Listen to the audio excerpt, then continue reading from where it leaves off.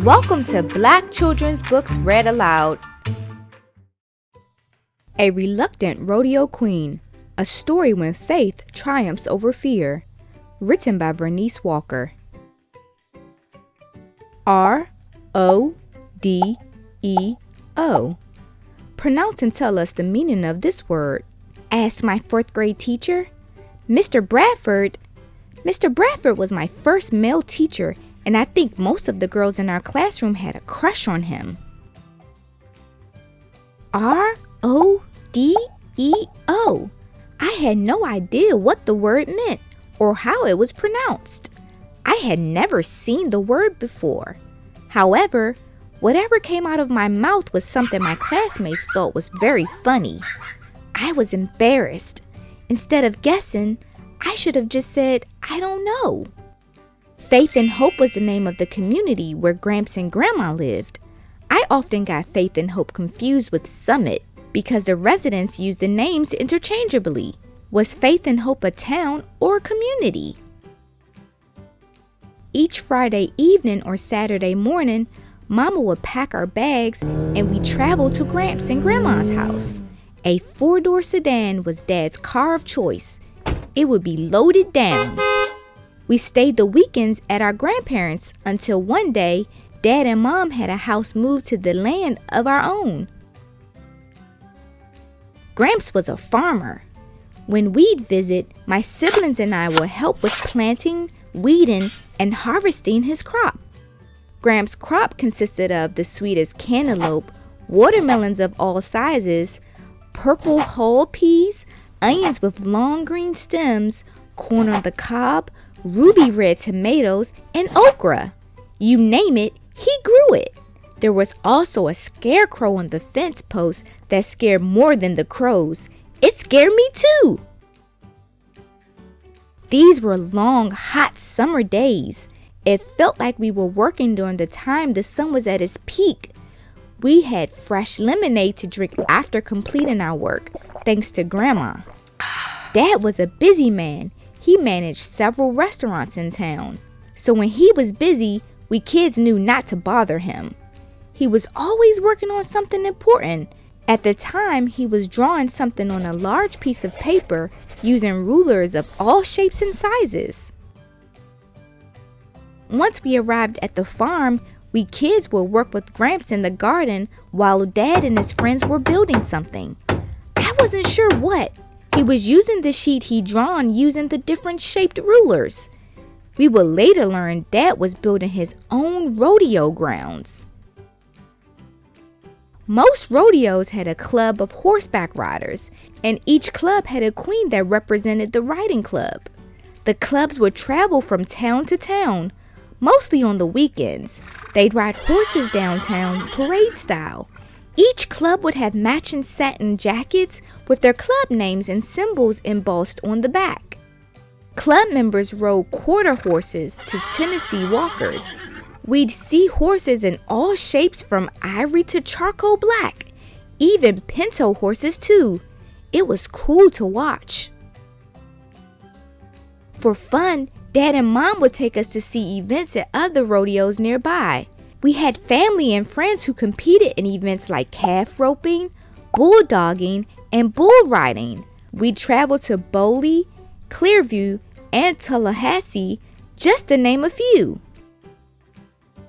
After our dad finished putting the final touches on his rodeo grounds, he was ready to make Faith and Hope Roundup Club known, and he needed a queen. There were several young ladies in the community that rode and cared for their horses, but for some reason, he chose me to represent our club. Why he chose me? I'll never know. A 10-year-old rodeo queen? I rode small or medium-sized horses that were tamed. This riding was done with my cousins on our farm and not inside an arena with onlookers.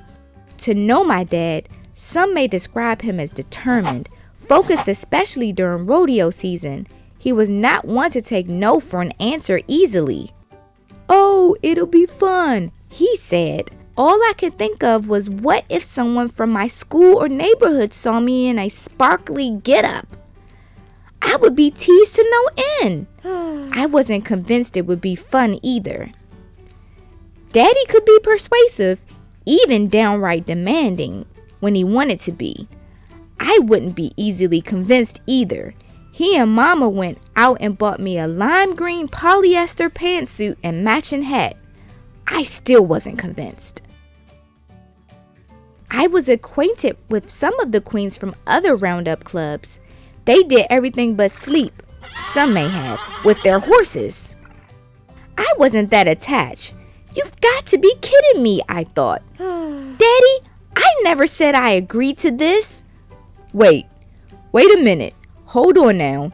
We have plenty of time to practice before the next parade, he said.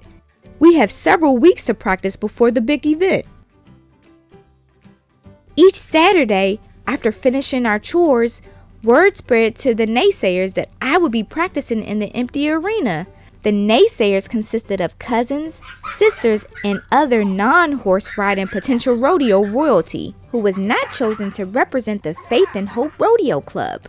And the arena enters Dad with the horse saddled and bridled for me to ride. I looked at the horse and then at Dad. Oh, no, you don't. I'm not riding that wild, untamed horse. Of all the horses we had, he chose the wildest of the bunch. This is the best looking horse we have, Dad said. I'd witnessed this horse buck off numerous riders. In fact, Dad used him in the practice rodeo as a bucking bronco. I was not an experienced rider, to put it mildly, and no lime green polyester pantsuit was going to make me think otherwise. Mom was in full agreement with him, which surprised me. Mama, I'd ride the one-eyed mare before riding that horse, I said, but Dad had convinced her too. The event date was inching near, and I hadn't mounted the horse yet. Daddy grew worried. Would he have a rodeo queen or not? He had to think of a plan, so he decided to ride the horse and tire him down before handing the reins over to me. He took off down one side of the arena, kicking up a cloud of dust and dirt. He made a couple of circles around the arena. When he stopped, Dad appeared almost as tired and sweaty as the horse. I still wasn't ready. As rodeo day approached, Dad came up with what would be his last and final idea. He enlisted the help of one of my older, more experienced horse riding cousins, Kevin, to ride on the same horse behind me. I trusted Kevin at this point more so than I trusted Dad. With him behind me, I felt safe from being bucked off or bitten by the horse. I rode the horse full speed with Kevin behind me, kicking up dust and dirt of my own. I wasn't afraid, no worries at all. I looked over at the naysayers. They seemed a bit disappointed. They were expecting to see something side-cracking worthy. There was not a bite or buck off with my riding partner Kevin behind me. The date had finally arrived. I had sweated through my polyester pantsuit, and Dad had done the same with his crispy starched white shirt. With the combined heat and humidity, it had to be over 100 degrees with no wind at all. Daddy decided we skip the parade downtown, which was fine by me. The parade of clubs was next. This event took place inside the arena. I thought, if I fall, it would not hurt as much. The teal dirt was soft and deep. After the state and national flags rode in, it was time for the grand entry. I was as nervous as a cat at a dog kennel convention. I knew my cousin Kevin was still riding behind me. This gave me the same sense of security, the same as I had back home. And now, said the rodeo announcer, loud over the microphone so everyone could hear him, representing the Faith Hope Rodeo Club. I heard my name. The horse took off from the entry gate like lightning. I held onto my hat as tight as the reins. I lined my pony up right next to the former queen, who was previously announced, but for some reason, my saddle felt lighter. I felt behind me for my cousin Kevin, but I didn't feel anything. I looked around for him. I looked towards the entry gate, And there he was, squatting down and pointing a finger at me, laughing as if to say, "You didn't need me after all. You had it all along." I couldn't believe it. I rode the horse in on my own. Instead of Kevin riding with me as we had practiced, my cousin hopped off the back of the horse during the announcement and yelled, "Run!" I did it! I couldn't believe it. I rode the wild horse on my own, full speed without falling or being bucked off. I looked throughout the stands at the throngs of people sitting in the bleachers. I was looking for the naysayers. I couldn't find one of them anywhere. But I could see Daddy. He was standing by the barbed wire fence with a grin from ear to ear. Make sure you smash that like button and subscribe. Most importantly, please support the author by purchasing their book. Until next time.